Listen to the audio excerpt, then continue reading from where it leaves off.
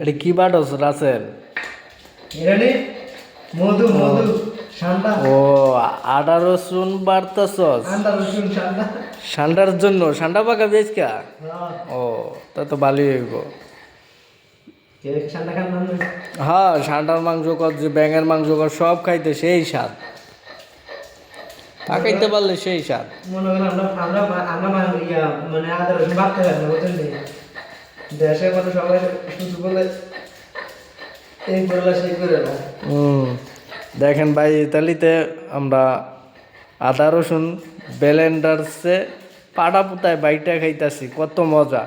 পাড়া পুতায় বাড়া কিন্তু সেই ভালো। আর এখনকার মাতারিরা ব্লেন্ডার দিয়ে বাইটা খায়। ব্লেন্ডারের দিকে করবো এরপরও মানে এক মাস এরপরও কষ্ট লাগে, ফ্রিজে বইরা থুয়া দেয় একবারে। কিন্তু অথচ পাটা পুতায় বাটলে দে শরীর স্বাস্থ্য সব ভালো থাকে, এইটা আর বোঝে না। আপনি কি ভিডিও করেন?